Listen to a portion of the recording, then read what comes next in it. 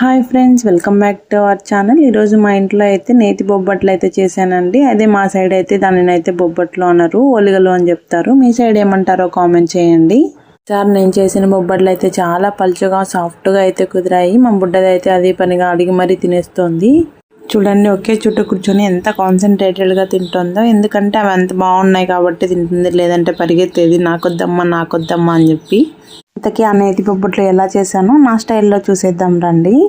ఇక్కడ నేను నేతి బొబ్బట్లు చేసుకోవడం కోసం గోధుమ పిండి అయితే తీసుకున్నాను. మైదా అయితే మా ఇంట్లో లేదు, అందుకని గోధుమ పిండి తీసుకున్నాను. మీరు మైదా అయినా తీసుకోండి. అందులోకి తర్వాత కొద్దిగా చిటికెడు పసుపు, చిటికెడు ఉప్పు వేసిన తర్వాత కొద్దిగా నెయ్యి వేసుకోండి. ఒక 2 స్పూన్లు వేసుకున్నాను ఇక్కడ నేనైతే. ఒకవేళ మీకు నెయ్యి అవైలబుల్లో లేకపోతే ఆయిల్ అయినా వేసుకోండి. వాటిని బాగా కలపండి, అన్నీ మిక్స్ అయిపోయేటట్టు పిండిలోకి. నెయ్యి వేసుకోవడం వల్ల టేస్ట్ అయితే వస్తుంది బొబ్బట్లకైతే. అందుకే నేతి బొబ్బట్లు అంటాం కదా, నెయ్యి వేయడం వల్ల ఎక్స్ట్రా టేస్ట్ అనేది వస్తుంది బొబ్బట్లకి. అందుకే ఇక్కడ నేను యూజ్ చేశాను. మీకు లేకపోతే ఆయిల్ అయినా వేసుకోండి, ఏం పర్లేదు, టేస్టీగానే వస్తాయి. తర్వాత ఒక గ్లాస్ నీళ్ళని తీసుకొని నీళ్ళను కొంచెం కొంచెంగా కోసుకొని పిండిని అయితే కలుపుకుంటూ ఉండండి. నీళ్ళను మరీ ఎక్కువ కాకుండా కొంచెం కొంచెం ఇలా పోసుకుంటూ కలుపుకుంటూనండి. అప్పుడే పిండి అనేది కొద్దిగా సాఫ్ట్గా అండ్ బాగా అయితే కుదురుతుంది, లేదంటే ఎక్కువ వాటర్ పడిపోతాయి. తర్వాత పిండి అనేది ముద్ద రాకుండా పిండి అనేది జారిపోతుంది. అందుకే కొంచెం కొంచెం వాటర్ పోసుకొని ఇలా మెత్తగా కలుపుకోండి పిండిని మొత్తాన్ని.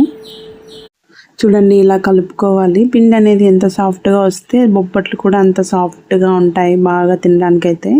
పిండి అయితే ఇంకా సాఫ్ట్గా కలుపుకోండి, అప్పుడే ఇంకా సాఫ్ట్గా ఉంటాయి. అండ్ బొబ్బట్లు ఇంకా చాలా సాఫ్ట్ టెక్స్చర్లో అయితే వస్తాయి. చూడండి, కలుపుతూనే ఉండండి బాగా. ఇంకా మీరు కొద్దిగా నెయ్యి వేసి కలిపితే ఇంకా సాఫ్ట్గా ఉంటాయి.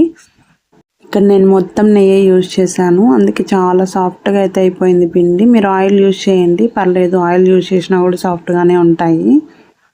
తర్వాత మనం కలుపుకున్న పిండిని అయితే ఇలా మూత పెట్టేసి ఒక 1 గంట వరకు నాననివ్వండి బాగా. ఇంకొక పక్క మనం పూర్ణం చేయాలి కదా, అందుకోసం అయితే ఒక కుక్కర్ తీసుకున్నాను. కుక్కర్లో ఒక 2 కప్పులు శనగపప్పును అయితే ముందుగా కడిగి తీసుకున్నాను. చూడండి, బాగా నీట్గా శుభ్రంగా కడిగి అయితే పెట్టుకొని కుక్కర్లోకి అయితే వేసేస్తున్నాను. శనగపప్పు అనేది కుక్కర్లో వేస్తే ఒక 4 or 5 విజిల్స్కి అయితే మెత్తగా బాగా ఉడికిపోతాయి. మామూలుగా మనం ఏదైనా బౌల్లో కానీ అలాంటి వాటిల్లో వేస్తే తొందరగా అయితే ఉడకవు. అందుకే ఇక్కడ నేను కుక్కర్ తీసుకున్నాను. మీరు మామూలుగా ఉడకబెట్టుకోవాలనుకుంటే శనగపప్పును అయితే ఒక 1 గంట ముందే నానబెట్టుకొని తర్వాత ఒక బౌల్లోకి తీసుకొని ఉడకబెట్టుకోండి. తర్వాత మనం తీసుకున్న శనగపప్పులోకి అయితే ఒక 2 గ్లాసుల నీళ్ళు అయితే పోసుకోండి. చూడండి, వాటర్ లెవెల్ అనేది శనగపప్పుకు పైనే ఉండాలి. మరీ ఎక్కువ ఉంటే ప్రెషర్ కుక్కర్లో అనేది వాటర్ అనేది బయటకు వచ్చేస్తుంది. వాటర్ ఎక్కువ అయితే విజిల్ అనేది సరిగ్గా రాదు, అందుకే వాటర్ లెవెల్ చూసుకొని వేసుకోండి. తర్వాత అందులో కొద్దిగా ఉప్పు అయితే యాడ్ చేసుకోండి. ఉప్పు వేసేసిన తర్వాత ఒక 4 or 5 విజిల్స్ వరకు పెట్టేసేయండి మూత పెట్టేసుకొని. ఇక్కడ నేనైతే 4 విజిల్స్ పెట్టుకున్నాను. 4 విజిల్స్ తర్వాత చూడండి ఎలా ఉడికిపోయాయో మెత్తగా. వాటర్ లెవెల్ అనేది కొద్దిగా ఎక్కువ ఉంది, అందుకే వాటరీగా ఉంది. వాటర్ ఉంచేసిన తర్వాత చూడండి, వాటర్ అయితే వంపేసాను మొత్తం. శనగపప్పు అయితే బాగా ఉడికిపోయాయి. చూడండి, ఎంత బాగా స్మూత్ టెక్స్చర్లో అయితే ఉడికిపోయాయి. పట్టుకుంటే నలిపితే అయితే స్మూత్గా ఉండాలి. తర్వాత మనం పప్పు రాముతాం కదా, దాన్ని తీసుకొని అయితే బాగా రామేసుకోండి మెత్తగా స్మూత్గా అయితే. ముందు కాలం అయితే శనగపప్పును రోట్లో వేసి బాగా రుబ్బుకునేవాళ్ళు. మనకి ఇప్పుడు ఆ రోళ్ళు అలాంటివి ఏమి అవైలబుల్లో లేవు కాబట్టి మనం ఇలానే చేసుకోవాలి. చూడండి, మొత్తం రామేశాను. చూడండి, సాఫ్ట్గా అయితే అయిపోయింది. పూర్ణం అయితే తయారైపోయింది. పూర్ణంలోని స్వీట్నెస్ కోసం బెల్లం యాడ్ చేయాలి కాబట్టి ఒక ప్యాన్లోకి అయితే ఒక మీడియం సైజ్ కప్పు బెల్లం అయితే వేసుకున్నాను.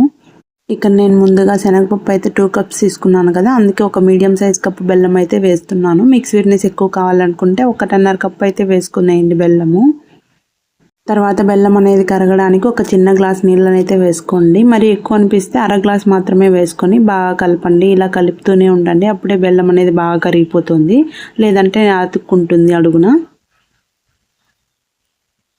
మనకు బెల్లం ఏం పాకం అవసరం లేదు, జస్ట్ బెల్లం అనేది కరిగిపోతే చాలు. అందుకే బెల్లాన్ని అనేది ఉండలు లేకుండా కలుపుతూనే ఉండండి, లేదంటే అతుక్కుపోతుంది. బాగా కలపాలి, బెల్లం ఉండలు లేకుండా, అప్పుడే బాగా మిక్స్ అయిపోతుంది పూర్ణంలోకి. చూడండి, మొత్తంగా సిరప్ అయితే రెడీ అయిపోయింది. తర్వాత ఒక 2-3 యాలకులను అయితే వేస్తున్నాను. మీరు లేదంటే యాలకులను పొడి చేసుకుని వేసుకోండి. నేనైతే యాలకులను అయితే డైరెక్ట్గా వేసేసాను. ఒక 3-4 యాలకులను తీసుకుని దాన్ని జస్ట్ అలా ఒలిచి అందులోకి వేసేసాను. ఇలానే బాగుంటుంది, నాకైతే ఇలా నచ్చుతుంది. మీకైతే పొడి కావాలంటే పొడి వేసుకోండి. బెల్లం సిరప్ అనేది తయారైపోయిన తర్వాత మనం తీసి పెట్టుకున్న పూర్ణాన్ని అయితే అందులోకి వేసేసుకోండి. మొత్తం వేసేసుకోండి, బాగా కరిగిపోతుంది. ఒకసారి బెల్లం సిరప్ అనేది చెక్ చేసుకోండి, పూర్ణానికి సరిపోతుందా లేదా అనేది. లేదంటే మళ్ళీ వాటరీగా అయిపోతుంది పూర్ణం. మొత్తం పూర్ణం వేసేసిన తర్వాత చూసుకొని నెమ్మదిగా అయితే కలుపుకోండి. చూడండి, పూర్ణాన్ని అయితే నెమ్మదిగా కలుపుకోవాలి, బాగా అంతా కలిసేటట్టు. ఫైనల్గా అయితే మొత్తం అయితే కలిపేసాను పాన్లో మొత్తం. మరీ అంత వాటరీగా లేకుండా మరీ అంత గట్టిగా లేకుండా మామూలు టెక్స్చర్లో అయితే ఉంది. చూడండి, ఫైనల్గా అయితే పూర్ణం కూడా రెడీ అయిపోయింది కదా. పూర్ణంని ఒక గిన్నెలోకి అయితే తీసి పక్కన అయితే పెట్టుకోండి. తర్వాత మనం నానబెట్టుకున్నాం కదా గోధుమ పిండిని అయితే తీసుకోండి. చూడండి ఎంత సాఫ్ట్గా అయితే వచ్చేసిందో. నేను చెప్పాను కదా, మనం ఎంత నెయ్యి యాడ్ చేసుకొని ఎంత బాగా కలుపుకుంటే అంత సాఫ్ట్గా ఉంటుంది. చూడండి ఎంత సాఫ్ట్గా అయితే ఉందో. తర్వాత మనం తీసుకున్న గోధుమ పిండిని అయితే రౌండ్గా ఇలా చేసుకొని మధ్యలోకి అయితే ఒక చిన్న ఉంటలాగా పూర్ణం తీసుకొని పెట్టుకోవాలి. చూడండి, ఇలా చేసుకున్న తర్వాత ఒక చిన్న ఉంట పూర్ణం అయితే తీసుకొని అందులోకి పెట్టేసుకోండి.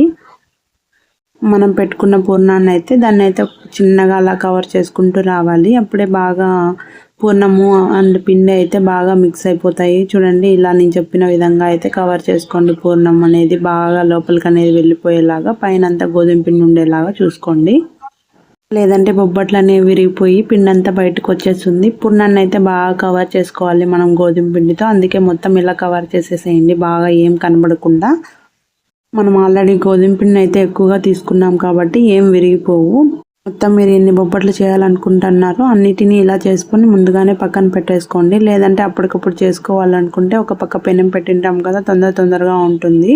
ముందుగానే చేసి పెట్టుకోవడం వల్ల నిదానంగా చేసుకొని బాగా మంచిగా విరిగిపోకుండా చేసుకుంటాము. తర్వాత ఒక ప్లాస్టిక్ కవర్ కానీ లేదంటే అరిటాక్ కానీ తీసుకుని దానికైతే ఆయిల్ అనేది అప్లై చేసుకొని ఇలా పెట్టేసుకొని దానిపై అయితే కొద్దిగా ఫస్ట్ అయితే ఇలా ఒత్తేసుకోండి. ఇలా బాగా ఒత్తేసుకున్న తర్వాత తిప్పేసి కవర్ అనేది దానిపైకి అయితే వేసేసిన తర్వాత బాగా సాఫ్ట్గా అయితే తిక్కేసేయండి. అప్పుడే మనకు సాఫ్ట్గా అండ్ పల్చగా అయితే వచ్చేస్తాయి బొబ్బట్లు కూడా. ఇలా బాగా తట్టండి. అసలు మనం బయట కానీ ఎక్కడైనా బేకరీ సైడ్ కానీ తీసుకుంటే ఎంత పలుచగా ఉంటాయి కదా, వాళ్ళు ఇలానే బాగా అనేది లాగుతారు పిండి అనేది. బాగా ఆకులో కానీ లేదంటే కవర్లో కానీ వేసేసి సాఫ్ట్గా అయితే ఇలానే తడతారు. అందుకే అవి అయితే పలుచగా ఉంటాయి. మనం కూడా ఇంట్లోనే చేసుకోవచ్చు వాటిలాగా. చూడండి అయితే ఎంత పలుచగా అయితే వచ్చిందో, ఇంకా పలుచగా వస్తుంది. బట్ పిండి అయితే గోధుమ పిండి అయితే ఇప్పటికి సరిపోయింది. లేదంటే ఇంకా ఎక్కువ అనేది పలుచగా లాగితే విరిగిపోతుంది చెప్పేసి ఇప్పటికైతే ఆపేసాను. ఇంకొక సైడ్ స్టవ్ ఆన్ చేసుకొని స్టవ్ మీద పెనం పెట్టుకునేసి అయితే కొద్దిగా పెనాన్ని అయితే వేడి ఎక్కనివ్వండి. తర్వాత మనం వేసుకున్న బొప్పట్ని అయితే చేతితో సాఫ్ట్గా తీసుకొని పెనంలోకి అయితే వేసేసుకోండి.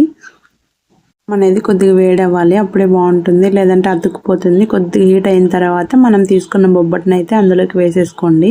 బొబ్బట్ అనేది చాలా జాగ్రత్తగా తీసుకోవాలి, లేదంటే విరిగిపోతుంది. ఇక్కడే విరిగిపోయే అవకాశాలు ఎక్కువగా ఉంటాయి, పెనంలో కాదు. మనం తీసుకునే విధానాన్ని బట్టి ఉంటుంది. మనం ఎంత తీసుకున్నా కూడా విరిగిపోతుంది.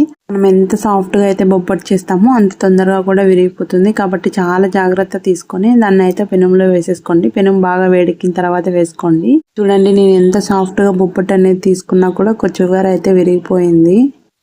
ఇంకా బొబ్బట్లు అనేవి చాలా సాఫ్ట్గా అయితే ఉంటాయి కదా. మనం చేసిన తర్వాత అయితే సాఫ్ట్గా తీసుకోవాలి కవర్లో నుంచి. తర్వాత మనం వేసిన బొబ్బట్టు పైన అయితే ఒక 2 టేబుల్ స్పూన్ల నెయ్యి అయితే వేసుకోండి. సూపర్గా టేస్టీగా ఉంటాయి నేతి బొబ్బట్లు అయితే. పైన కింద నెయ్యి వేసుకొని బాగా కాలనివ్వండి. తర్వాత కాలిన తర్వాత 2 సార్లు 3 సార్లు అనేది బాగా తిప్పేసిన తర్వాత బాగా కాలిందో లేదో చెక్ చేసుకున్న తర్వాత ఒక గిన్నెలోకి అయితే తీసేసుకొని సర్వ్ చేసేసుకోండి. ఫైనల్గా అయితే బొబ్బట్లు అయితే తయారైపోయాయి. చూడండి ఎంత పల్చగా ఎంత సాఫ్ట్గా అయితే ఉన్నాయో. అన్ని బొబ్బట్లను సేమ్ ఇలానే చేసుకోండి. తర్వాత ఒక సర్వింగ్ బౌల్లోకి తీసుకొని చల్లారిన తర్వాత తినేసేయండి. మా బుడ్డది అయితే రెడీగా ఉందన్నమాట.